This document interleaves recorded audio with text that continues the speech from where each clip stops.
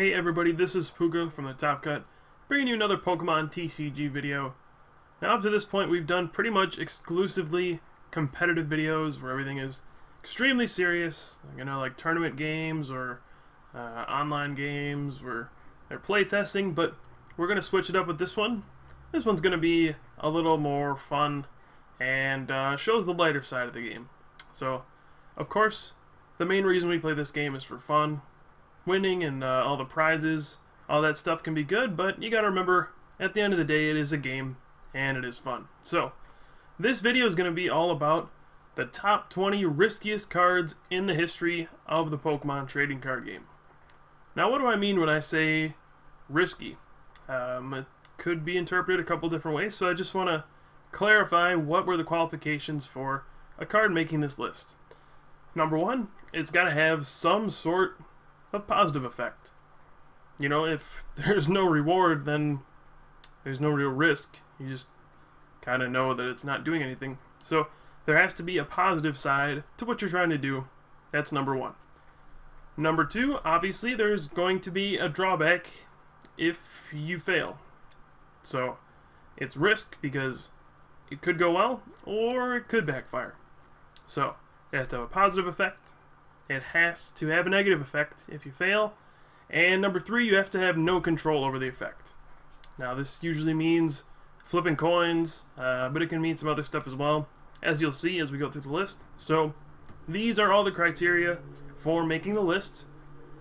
You have to have a positive effect, a potential negative effect, and you have no control over what happens. Alright, sound good? Well, without further ado, let's get into number 20 on the list. Alright, let's kick things off with number 20, which is Zapdos from the Pokemon Trading Card Game from the Game Boy Color game. Now, for those of you who didn't know, there was a video game for the Pokemon Trading Card Game way back when for Game Boy, and in it were a few cards that only existed inside this video game. One of them happened to be Zapdos, which is one risky card. In fact, it probably would be higher on the list, but the fact that it only exists inside the video game kept it at number 20. Because really, this is just kind of a cool add-on. Wasn't ever a real card, but this Pokemon power, when you put it into play, Peal of Thunder did 30 damage to a random Pokemon. Now this could be any Pokemon in play besides Zapdos. That means you could hit one of your own Pokemon in the face for 30 damage for no reason.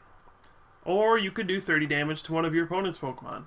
You don't know where the 30 damage is going to go. So this could backfire completely, or you could score a free 30 damage on one of your opponent's Pokemon. However you want to look at it. So that in itself is extremely risky. Just to hit one of your own Pokemon for 30 damage for free, your opponent would probably just laugh at you. But to make things worse, Big Thunder for 3 lightning energy does 70 damage randomly, anywhere.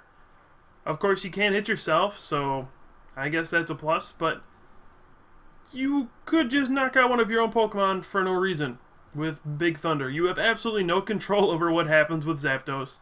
He just kind of goes out there, and it's kind of like in the video game where your friend trades you a really strong Pokemon, but you don't have enough gym badges to control it. So, yeah, Zapdos just kind of does what he wants. Maybe he'll attack. Maybe he'll hurt one of your guys. You don't really know. And that's why Zapdos makes the list here. It would be a lot higher if it were a real card, but it only exists in the Game Boy video game. So, number 20, Zapdos. Could be knocking out your own Pokemon. Whatever he feels like that day. Coming in at number 19, we have a tie. 2 Pokemon cards that do pretty much the exact same thing. Number 1 is Pokemon Personality Test, which you put an evolution card face down in front of your opponent, and you stare him in the face, and you go, is that a light Pokemon? Is that a dark Pokemon? Or is it just a regular Pokemon? And your opponent probably looks at you and says, wow, I can't believe you're playing that card. But he'll probably have a 50-50 shot of drawing 3 cards. Because most decks really didn't run many dark or light Pokemon. And if they did, they definitely didn't run dark and light Pokemon. So, really, your opponent had a 50-50 shot. saying, okay, it's either dark or regular. I just have to guess what it is. They have a 50-50 shot of just drawing 3 cards for free. And you never really want to give your opponent 3 free cards for no reason. So, half the time, you're going to play a trainer, waste it, and your opponent gets to draw 3 cards. But half the time, you get to draw 3 cards. So, there is a positive effect. It's just kind of silly. Now, Blaine's quiz number 3, this is even worse. Okay, you take a basic or an evolution, you put it face down, and you have to tell your opponent one of its attacks. Now, most Pokemon have pretty unique attacks. And you should be able to figure out what Pokemon it is just based on what the attack is. You know, unless it's just something generic like Tackle, that might make it a little difficult. But, I mean, most of the time your opponent's just going to know what card it is and just say, oh, well, duh, that's Squirtle. And then you flip over your Squirtle and you're like, oh. And they draw 3 cards. So, Blaine's quiz number 3 and Pokemon personality test. Pretty risky cards that probably end up benefiting your opponent more than you. And that's why they're here on this list. They are just silly, silly cards that I hope you never played. Number 18 is Thought Wave Machine. In parentheses, it's Rocket's secret machine. Thought Wave Machine, you keep flipping a coin until you get tails, and then for each heads, you return an energy attached to the defending Pokemon back into their hand. Alright, that's cool. The downside is once you play this card, your turn ends. Completely. You can't attack. Your turn is just over when you play this card. Now, obviously, that is pretty risky. You could just play the card, flip tails, and your turn just ended for no reason. That's not good. The reason why this card isn't higher on the list, to be honest, is because you know what you're getting into. You always know, okay, if I'm going to play this card, my turn's just going to be over. So you could just play this on a turn where, well, you know, I can't attack anyway, so I'm just going to go ahead and play it and hope for the best. Obviously, it's risky, though, because you can just flip tails and lose your turn for no reason. So, unless you're good at flipping heads, Thought Wave Machine, probably not worth your time. 50% of the time, you just, you know, lose your turn.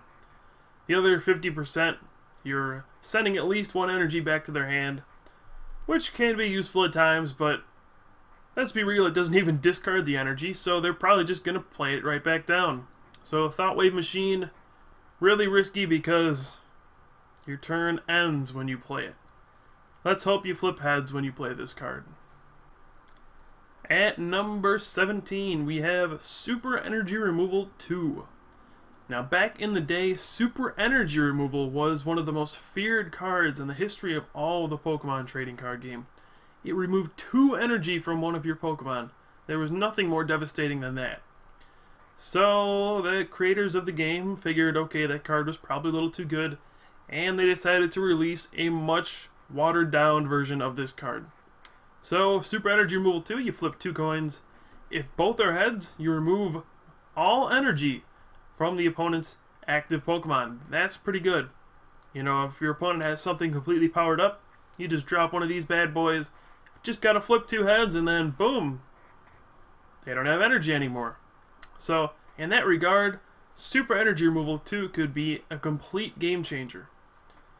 On the other hand, if you flip 2 tails, you discard all the energy off of your active Pokemon. So, obviously, the risk with this card is removing all the energy from your Pokemon. 25% of the time, which is the odds of flipping 2 heads in a row, you'll remove all the energy from your opponent's active Pokemon. 50% of the time, absolutely nothing will happen when you play this card. And the other 25% of the time, you remove all the energy from your Pokemon.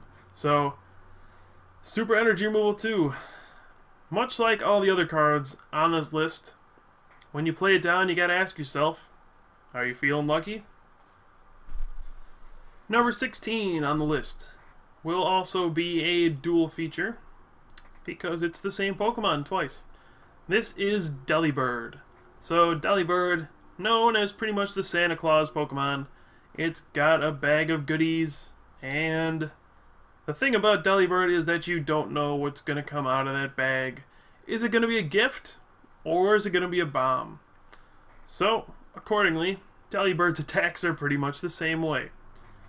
The first one is from Neo Revelation, which has Souvenir, and you flip 3 coins. And depending on the outcome, all sorts of stuff can happen. Now, the positive outcomes are 1 and 3 heads. 1 heads, you do 40 damage.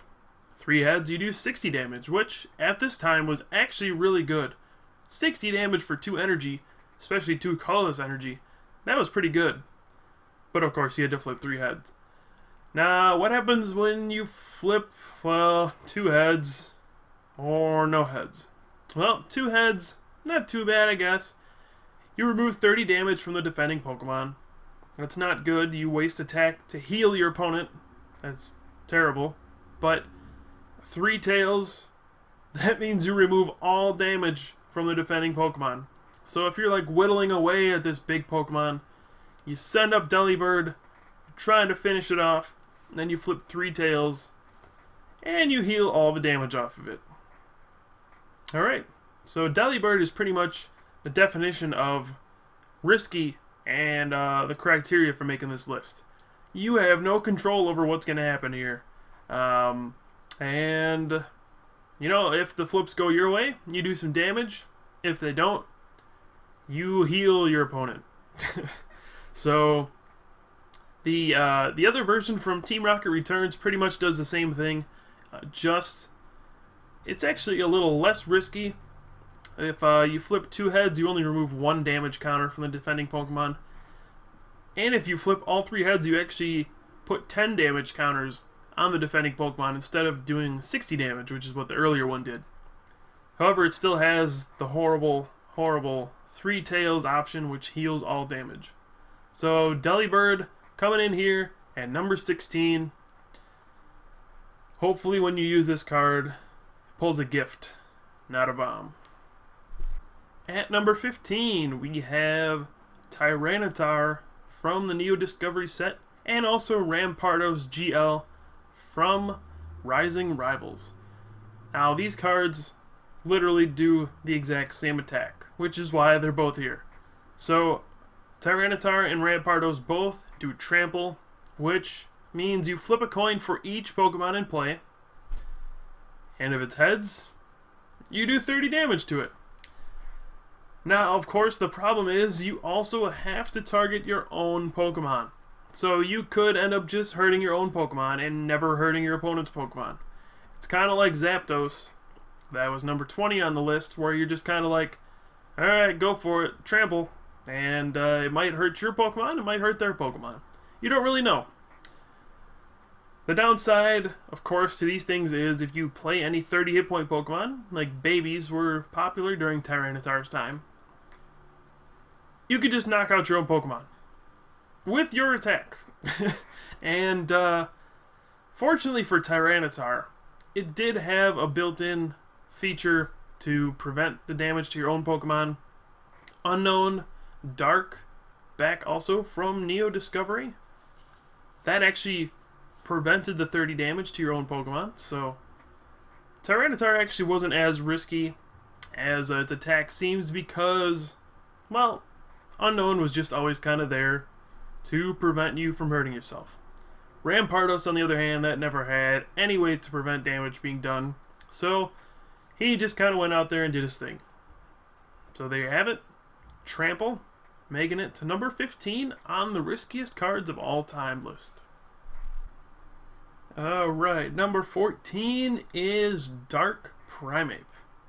Now, you probably haven't seen this card before because it never really saw any competitive play, and there was a reason for that.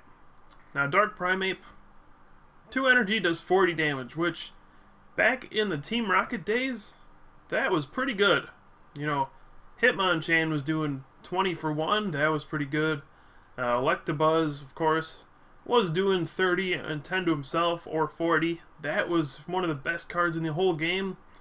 Dark Primeape for 2 fighting, it does 40. That's pretty solid. It would actually knock out Mr. Electabuzz. Why wouldn't people play this then? Well, number 1, you confuse yourself when you did the 40. Number 2 is its Pokemon power, Frenzy.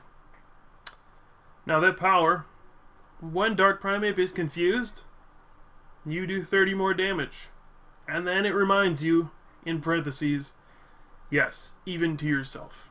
So, at the time, confusion was a flip, and if you got tails, you do 20 to yourself. Nowadays, you place 3 damage counters on yourself, but back then it did 20 damage, and then if you were confused in Primeape's case, you would actually do 50 to yourself, which was pretty much just knocking yourself out when you only have 60 hit points. So, Dark Primeape, once you attacked, you confused yourself, and then you had to decide, do I want to attack again and go for it, or don't I? Because if you got tails, you were going to knock yourself out. So, Primeape, he looks pretty angry. When he gets into a frenzy, he just starts swinging. He might hit the opponent, or he might punch himself in the face. That's just kind of what you accept when you play Dark Primeape. You flip a coin, and you live with the results. So, number 14, Dark Primeape, going bananas. And we'll see what's coming up next. Number 13 is a card also from the Team Rocket set. This one is a trainer called Digger, also a Rocket secret machine. Not sure why they had to put that in parentheses, but they did. Now, Digger is well known for being one of the worst cards in the history of Pokemon. Now you get into a flipping war with your opponent. You're the first one to flip, unfortunately for this. You flip a coin. If it's tails, you do 10 damage to yourself. Right there you can tell this probably isn't a very good card. But we'll continue. You flip a coin. If it's tails, you do 10 to your active Pokemon. Okay?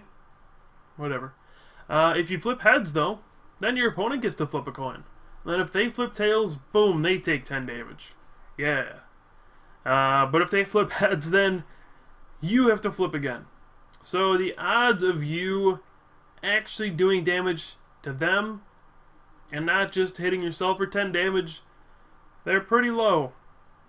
And you have to wonder, why would anyone ever play Digger when you could just play plus power and do 10 extra damage?